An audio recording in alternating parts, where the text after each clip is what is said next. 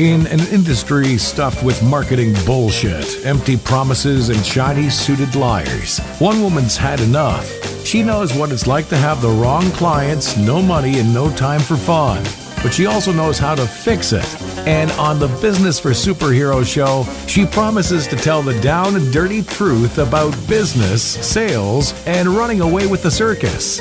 Here's your host, Vicky Fraser. Hi there, it's Vicky Fraser here, and I am literally just back from a week in Turkey, and I did not get home in time for Joe and I to do our usual podcast this week. So instead, I am reissuing episode 25 of the Business for Superheroes show, entitled You Can't Do All of the Things, which is very apt for me at the moment because, as per usual, I am trying to do all of the things.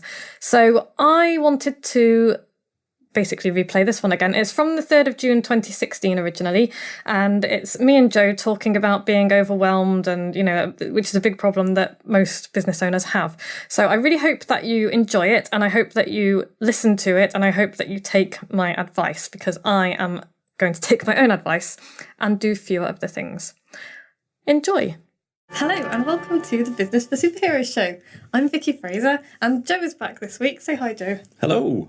Hello. That was very cheery. I am super happy. Good. Okay. Yeah. Well, it's work, isn't it? We're recording this one at my work again, which I don't enjoy as much as the ones we do at home with a glass of wine because, well, frankly, there's no wine. No, that is a problem. There's no gin either. There's no gin. There's no wine, and we're at work in a big echoey room again. Yeah. All sounds a bit weird.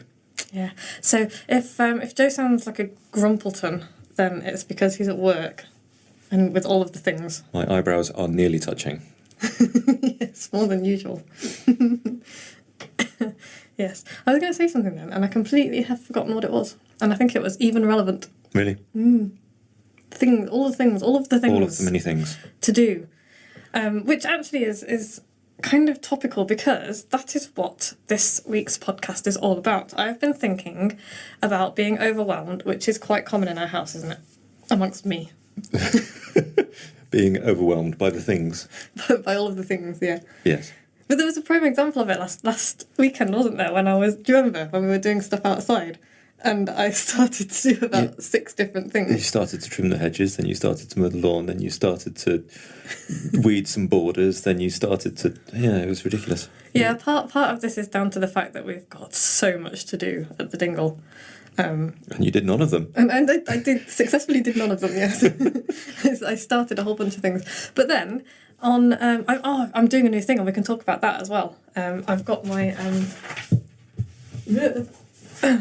I've got this. That was not knicker elastic. Kind of sounded like it. That is my new journal, which is awesome, and it's divided into bits. It's just got stuff to do, and I'm so excited I can barely speak. Joe, explain it. It appears to be a pretty much standard day calendar type notebook thing, but it has sections like here. It has the day broken into hours, and then it has a little bit for goals and a bit for today's targets. I'm not sure what the difference between a goal and a target is, but hey. Oh, that's my longer term goals. But these are the things I want to get done today specifically. Okay, so you break down what your plan is for the day and what your goals are and what your wins are and what you've learned and that's really cool because it keeps me and it keeps me on track because each day I can look at this and think, right, this is my long-term goal, and then the today's targets are the things that I want to get done today that are going to move me closer to those goals. Number 1, record a podcast. Yeah, which we are successfully doing right now. Well done. You can cross that one out. Yeah, so that's going to go into today's wins, because there's a little space for wins, which is your brag zone, and there's a little space for what lessons you've learned, which is basically where you buggered up the whole thing. Yes. Which is fine because you learn, what you've done wrong. But there's also what I really like is a little space in the morning section for this morning I am grateful for. And this morning I had my deeply comfy bed. And how cuddly Noodle is. Noodle's our cat, one of our cats. And Joe bringing me lemon and high tea. which you do most mornings because you're lovely. I do that most mornings. Normally you're just under a duvet and kind of grunt. That's not true. I got up at 6 o'clock yesterday on a bank holiday Monday and made you tea. Anyway. That's the deal though, isn't it? Work days I bring you tea. Yeah. Non-work days you bring me tea. Yeah. And it works well. But yeah, and then in the tonight section, there has a tonight I am grateful for. And that sounds a little bit like wishy-washy and wanky, but it's not, because it means that you start off your day on a positive note. So rather than waking up and going, all of the things, you go, this morning I am grateful for, still being alive is always a good one. The older you get, I guess. Optimism, folks. Cheery optimism. And then when this is as good as it gets. And then when you finish your day on a really good note as well. So things that you're grateful for. And they've actually done studies on this stuff, did you know? Where they have found that, I can't remember what they found now, but it was really good. They found that people Top fact, folks. They found something. Can't remember what it was.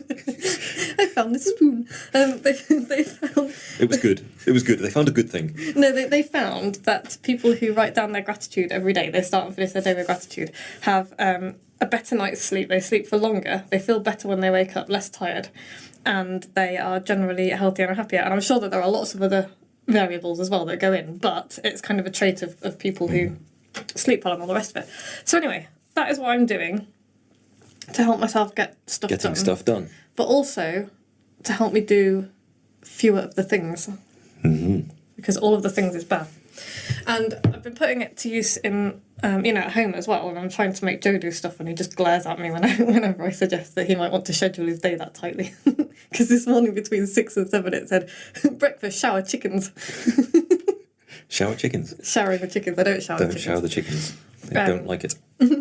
No, but this weekend, bank holiday weekend, rather than kind of starting 6 separate jobs in the garden and failing to finish any of them, instead we were like, right, today we're going to build steps up the grassy bank. And we did, didn't we? We did. We now have steps, stone steps that we've scavenged from various places around our garden, like proper stone, like lumpy stone. And we have a beautiful staircase, and it looks ace, doesn't it? Yeah. And then yesterday we repaired the Bridge of Death. It is now just the Bridge of Significant Peril. Yep. And we've got another staircase to build up into the woods. So we need to scavenge more stone or go to a reclamation yard. And oh my god, the reclamation. I think we should just find some stone and make visitors do that when they come round. Okay. Just make someone else do that. Well, we'll make them do the heavy lifting anyway. I'll do the pointing and directing. Yes, you're good at that. Yeah. So basically I've been thinking about being overwhelmed, which, as I say, is quite common amongst me. I can get a bit swirly at work as well. I've got a team of, 8 or 9 guys. I can never remember quite how many are supposed to work for me. But they... You should probably sort that out. I probably should know that. Yeah, and I often get many questions and demands from my time and my opinions and my thoughts and my understanding and my knowledge. And it does get a bit much sometimes. And yet, I have given him a really good book to read that will help him sort that out. And how many pages of this book have you read so far, Joe? Which one of the good books is it that you've given me? The one that I haven't actually bought for you that's sitting on your desk. It's on my desk. It's on my desk. I haven't read much of it yet. I need to read that book. Yes. You do. Because the reason I get so frustrated is because I know that it will genuinely help you and you will be less swirly and less frustrated. And you will get less questioning from people. Anyway, we're not going to have a row on air. We might. Yeah, because I'll be like, don't be bringing that problem home to me again if you haven't tried to fix it. Oh. Which is reasonable. You're only allowed to moan about something once. Maybe twice. If by the third time you haven't started to fix it... Wind up. You're only allowed to moan about something once or twice. We're talking about you here. No, that's fine. Okay, I can go with that deal. Yeah, I'm fixing my hair now. I've got a consultation booked in. Okay. Mm-hmm. Cool. Okay, so, right, no, noted. I've written that one down. Yeah, I'm fixing my eyebrows as well. But you're only allowed to moan about things once or twice? Twice, maximum. Twice. Before you actually start to fix it. No, that's a decent thing to talk about as well, because I get quite frustrated when I hear people say, oh, I haven't got enough money, or I hate my job, or I hate this, that, and the other about my life. And I'll kind of look at them and I'll go, sympathy. What are you doing to change that? And I'll get either a baffled look or some spluttering and then a swift change of topic. And I find that quite frustrating. Because, Well, a lot of time when people are kind of telling you things like that, they just want someone to whinge at, don't they? I know, but this is like the third or fourth time I've been told. You need to fix your own life because nobody else is going to do it for you. They're not. It's true. It's true. Anyway, what are we talking about today? We're like 9 minutes in and we haven't actually... Well, have we? Yeah, we've been talking about being overwhelmed and, not trying to do too many things at once. And I read something the other day about how, people trying to do everything. And we are all... Well, I don't know, I am. I think most people are kind of attracted to the latest bright, shiny object. And, the thing that's new, and we see people doing it and we think, oh, that looks great, I need to do that. And actually, then we kind of compare what we're doing to other people are doing, to what other people are doing. And we find ourselves wanting all the time. Right. Sorry? Right. Examples. So, I'll take an example from me. I'll be looking at the various, internet marketing people. I was going to say fools then, but they're not all fools. Some of them are cool.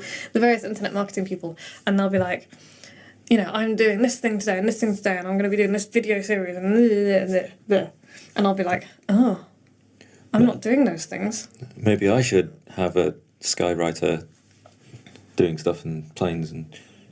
Yeah. But the thing is, you don't have to do all of the things. You don't have to do all of the things. And so today is all about listening to yourself, basically, because if you see something and you think, like, for example, Snapchat, I don't fucking get Snapchat, I don't understand it.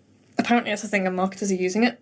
And that's one of the things that I'd be looking at, thinking, I've got Snapchat on my phone, and I downloaded Snapchat onto my phone. And I was like, right, let's look at what people are doing, which seems to be basically live Snapchatting videos of them walking along and chatting snappily. I don't know. But I was like, oh, I need to do this. And people will listen to my inane ramblings. And of course they're not going to, although, people listen to this, and this is quite inane. Pretty rambly.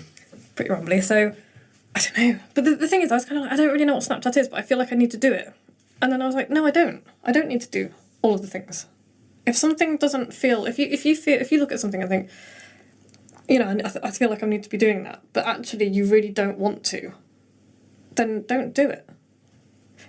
And I'm quite conscious that a lot of my daily emails and the stuff I teach in my inner circle and the stuff I say in my book, I put a lot of stuff out there for people to try. Mm-hmm. But I think maybe I neglect to say that actually you don't have to do it all. Or certainly not all at once, anyway. Sure. And I think that's where some of the problems come in.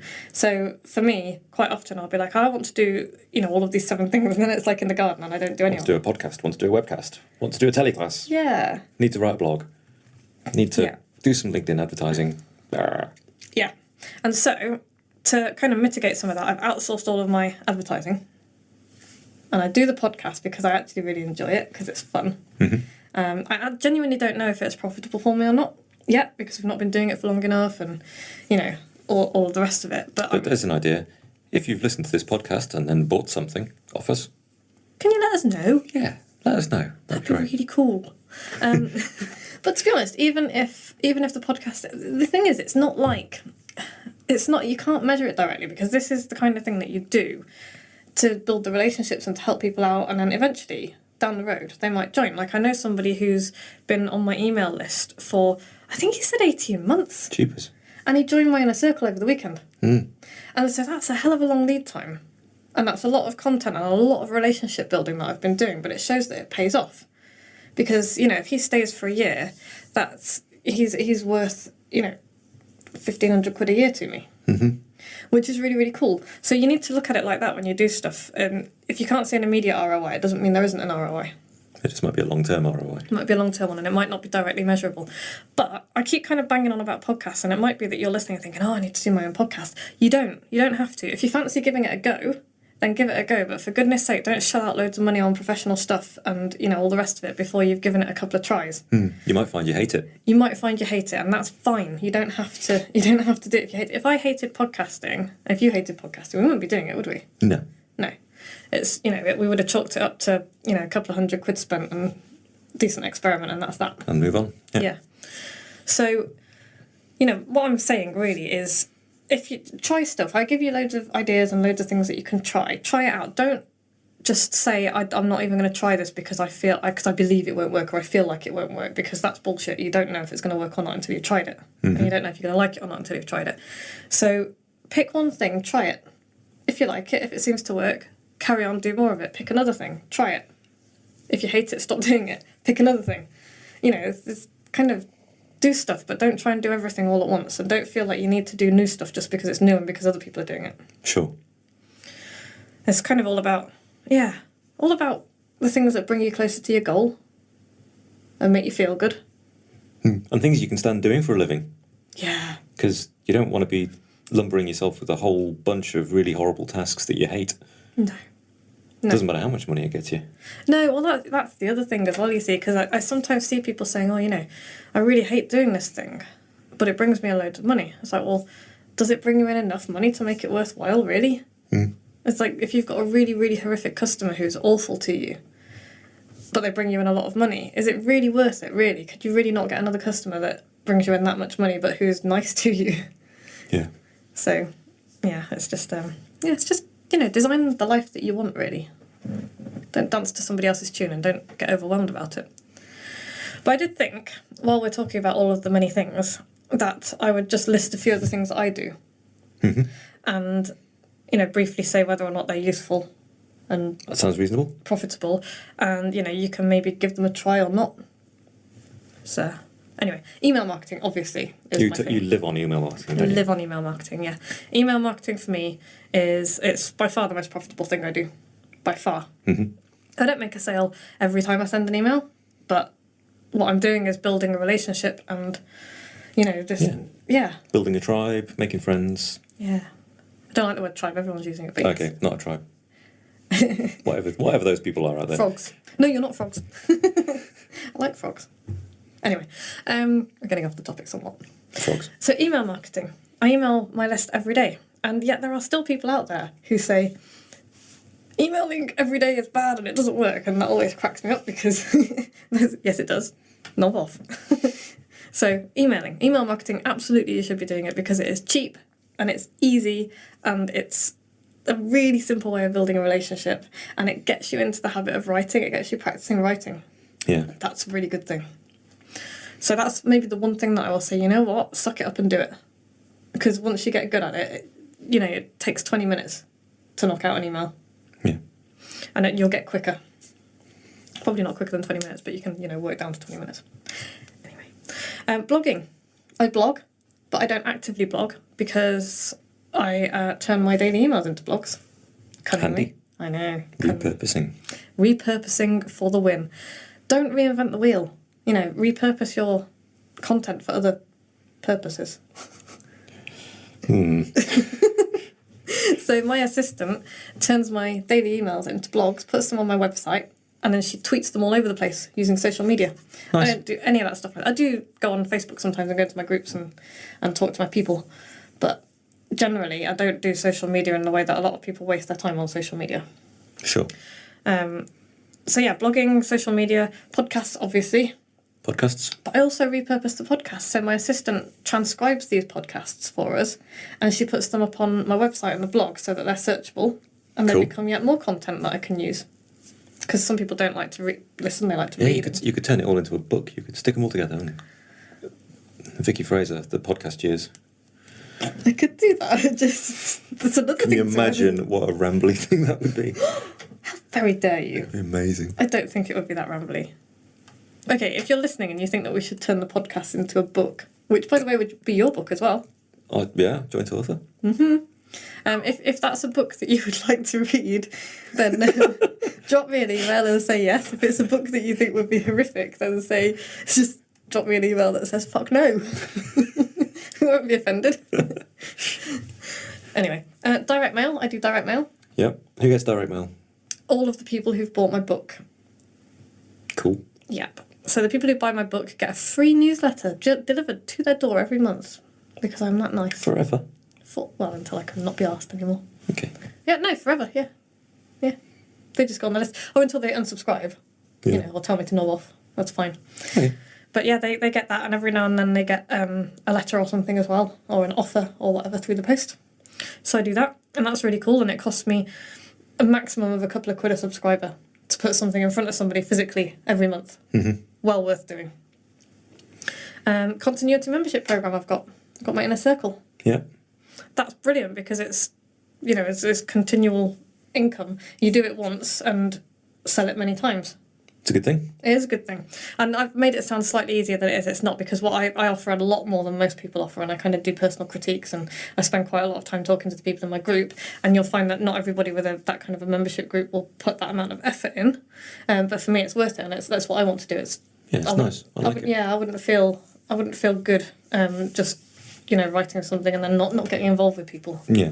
You do get properly involved with them as well, don't you? They get really good value out of you. Yeah, I think so. I hope so. They tell me they do, so that's good. Books. I write books. Book singular at the moment, but I've got another one in the pipeline, and possibly this podcast book. Which, yeah, anyway. Ebooks. That's just a book, but Eid. Yes. Well, I've got my Kindle version of my book, but I've also got my little e-booklets as well. Right, yeah. So I've got my 76 headlines. I've got my 7 big mistakes ebook, and I've got a couple of others as well. Did the 49 ideas turn into an ebook? No, but I need to do that. You need to do that. I need to turn my 49 ideas into an ebook. Psh. I know. So I'll add that to my list of all of the things. I do training courses. Yeah. Online training courses, offline training courses, workshops. I'm planning an event for October, which I've just said out loud again, so I'm going to have to do this bloody thing. I have to get my hair sorted first, and my eyebrows. No Dennis Healy's. Video marketing, which I hated the idea of, but I say I do video marketing. So far I've done a video, but I got really good feedback on it. Which one was that? The one for the sales page for my Write Your Book in 90 Days course. Oh, right. I did a sales video for it. Jeepers. Okay. I know. I don't think I've seen that. No, that's because you paid no attention to what I do. Oh, man.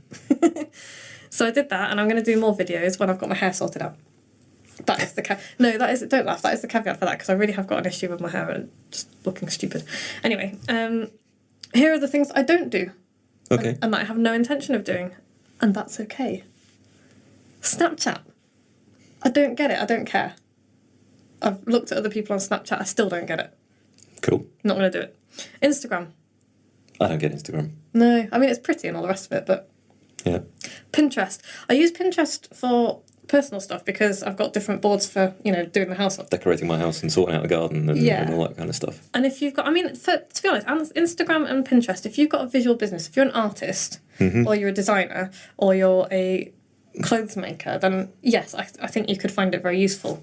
What I do is not really visual, and I can't be bothered. Sure.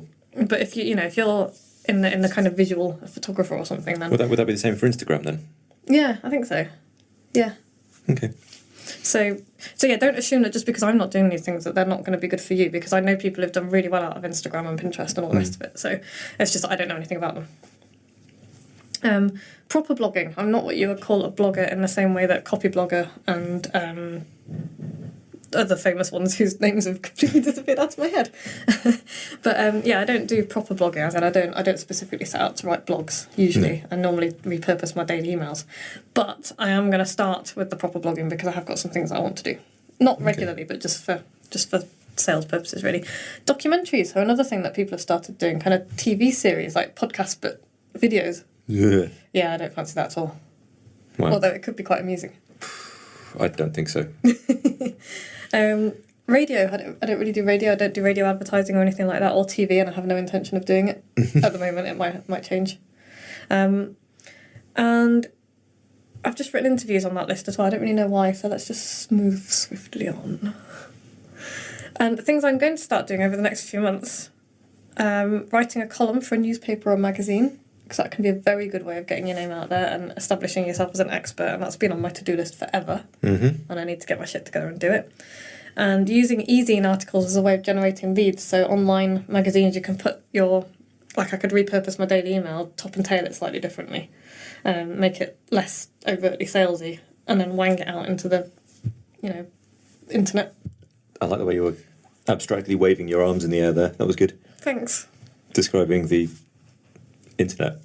Well, that kind of what the internet is, though, isn't it? It's like, Okay. Wave your arms and I'm not sure the audience are really getting much out of the abstract arm waving, to be honest. Well, So hang on, what's easy in articles as a way of generating leads? Yeah, okay. Use words to describe what you mean. Okay, so basically just online articles, and there are various portals online where you can upload articles, and it's kind of SEO, which I don't want to encourage people to spend an awful lot of time on SEO, because you're far better with targeted advertising.